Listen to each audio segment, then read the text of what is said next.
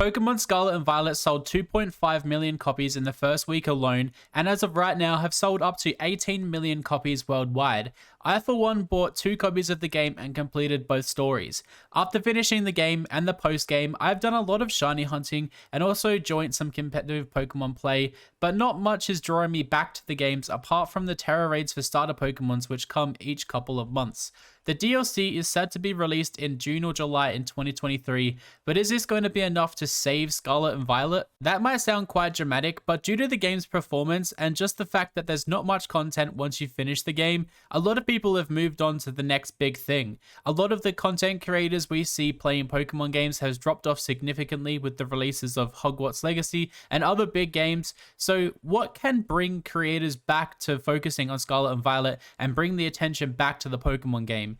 Let's speculate on some ideas that I might have and let me know down below in the comments what you think. I for one am still quite enjoying the game. I am regularly playing the game to shiny hunt and also join some competitive Pokemon battles, and the performance issues were never really a big issue for me. I know it was for a lot of people, but with the regular patches and a lot of the Terra raids coming out to entice the Pokemon community to stay active, the game is still being used for me personally and a lot of my community on Twitch and YouTube and in the Discord.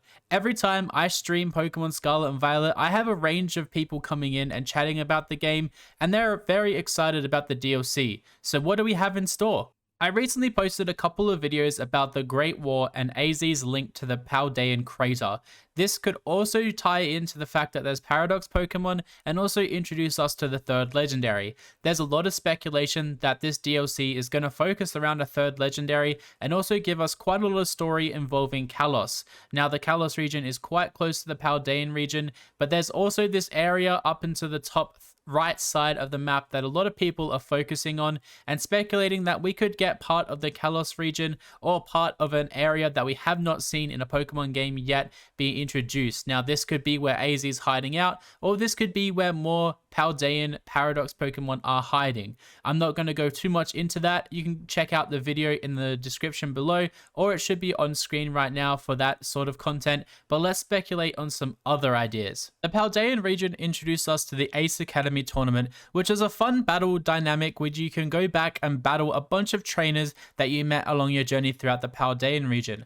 But Pokemon Scarlet and Violet introducing us to a Pokemon battle frontier or a Pokemon battle tower would be super fun and exciting, and something new that we haven't seen from a Pokemon game in quite a long time. Now you could bring back a lot of previous Pokemon trainers from other games like Rivals or Elite Four members, even gym leaders. That would be quite fun, and you could have someone like Cynthia be the absolute champion of the end of the tower, end of the frontier that you have to come up against, because Cynthia does make every trainer quiver in their boots. Now you could have this be quite a hard competitive style battle where the Pokemon trainers and the members of the battle tower or the battle frontier have items on their Pokemon and are trained perfectly with perfect IVs. Now this could give Pokemon trainers that don't have access to online gameplay the ability to go and level up their Pokemon and breed their Pokemon perfectly to have that same competitive experience that they probably wouldn't have missing out on multiplayer. Now I for one would love this whole idea to come to life, but having a Pokemon frontier or Pokemon battle tower being the whole area on the top right side of the map would be quite a letdown, because this area has so much potential and could be something even cooler. The DLC could also be shaping up to introduce us to the third legendary Pokemon and the other few Pokemon rumored in the purple book which was found down in Area 0. There's 2 fusion Pokemon that were also referenced in these books that could be found in this area, or we could be getting a brand new Paradox Pokemon or a series of Paradox Pokemon found in this area. There could be a new character introduced in the DLC that takes us up to this right side of the map to introduce us to this whole new area, and we could potentially have to battle our way through the Paradox Pokemon to fight the third legendary Pokemon. Now this seems more likely to be the case than a battle frontier, because there are rumors for other legendary Pokemon and this area could be a cool way to introduce them. We could also meet some new characters that live in this area, and it might not just be the Kalos region like we're all expecting or are all hopeful for.